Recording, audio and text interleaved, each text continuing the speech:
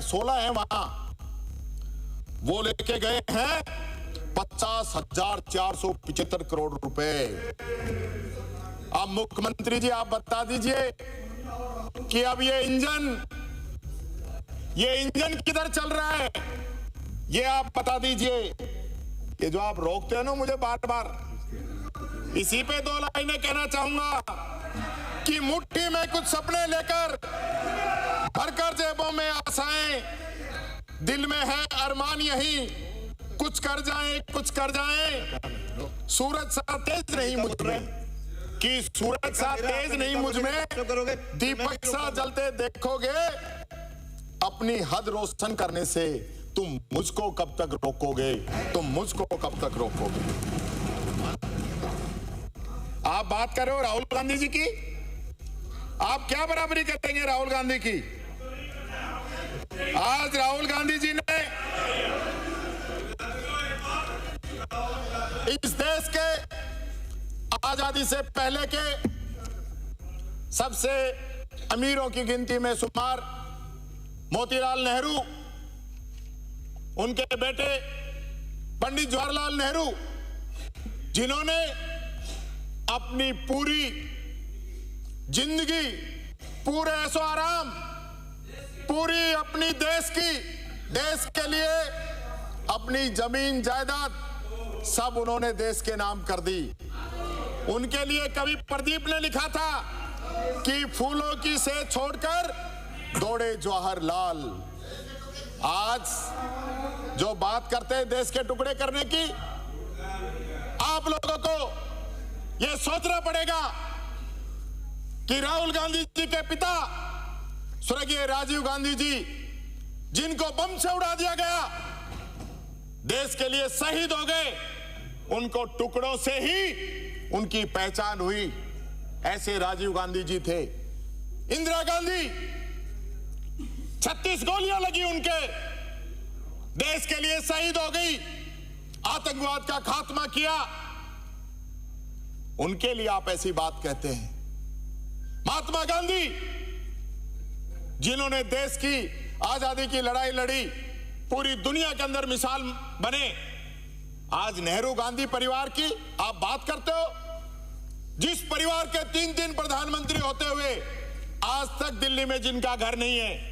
आपने इंदिरा गांधी का घर छीना था, वो किराए के मकान में रही थी।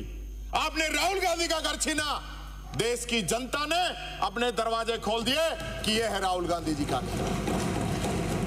जिस राहुल गांधी ने अपना बचपन अपने हाथों में अपने परिजनों की मौत को देखा हो, 7 साल के अंदर 2 मौत जिसने परिवार के अंदर देखी हो, जिसको नाम बदल के पढ़ाई करनी पड़ी हो, जिसने पूरे देश की पैदल यात्रा करी हो, जो 5वीं बार संसद का सदस्य बना हो और नेता प्रतिपक्ष हो, उसकी आप पर बात करोगे। मैं कहना चाहूंगा, इन बातों से काम चलने वाला नहीं है मुख्यमंत्री जी। काम तो आपको करना पड़ेगा। ये जो है ना, सरकार बचाने के चक्कर में सारा बजट ले गए और हमें कुछ भी पल्ले नहीं पड़ा, ये बात मैं कहना चाहूंगा।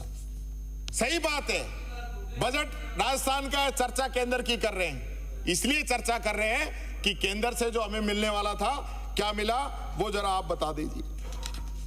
पिछले 7 महीने की बात करना चाहूंगा। पिछले 7 महीनों में एक शब्द लगातार, आज भी विधानसभा में माननीय मंत्रियों ने व्यवस्थाएं दे दी हैं, आश्वासन दे दिए कि जांच करेंगे। या आखिर जांच कब करेंगे? या जांच ही करेंगे, काम भी कुछ करेंगे?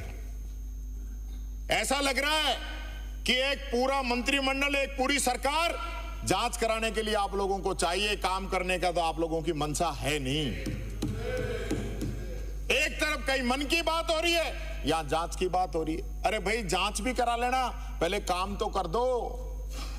दूध का बोनस नहीं आ रहा, गौशाला का अनुदान नहीं आ रहा मुख्यमंत्री जी, छात्रवृत्ति नहीं आ रही।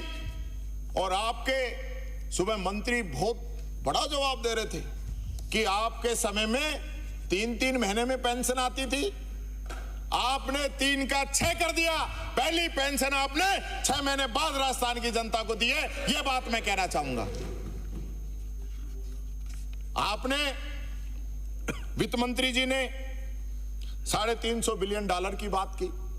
शायद इतिहास में तब से बजट आ रहा है पहली बार बिलियन और डॉलर की बात हुई है। तो जरा वित्त मंत्री जी ने तो नहीं बताया पिछली बार। मुख्यमंत्री जी, हम सब लोग ये जो तिलिस्म की फिगर है ना, इसको जानना चाहते हैं कि ये कौन सा जादू है, कौन सा जादुई फिगर आपने दिया है। और रुपयों से बात करते करते आप तो डॉलर पे पहुंच गए। आप तो कहते थे कि जो जो डॉलर की कीमत बढ़ती है हमारे देश की इज्जत गिरती है। तो आज के समय में डॉलर की कीमत क्या है यह भी बता देना कि 10.5 साल में आप लोगों ने डॉलर को कहां से कहां पहुंचा दिया। यह भी मैं चाहूंगा मुख्यमंत्री जी जब आप जवाब दें तब जरूर बताएं। वैसे तो जवाब देने की आदत नहीं है आपकी। भले आदमी सारी चीजों को पी जाते हैं और मंद मंद मुस्कुरा के और सवाल से किनारा काट लेते हैं, लेकिन ये मुस्कुराने से काम नहीं चलेगा। जवाब तो देना पड़ेगा।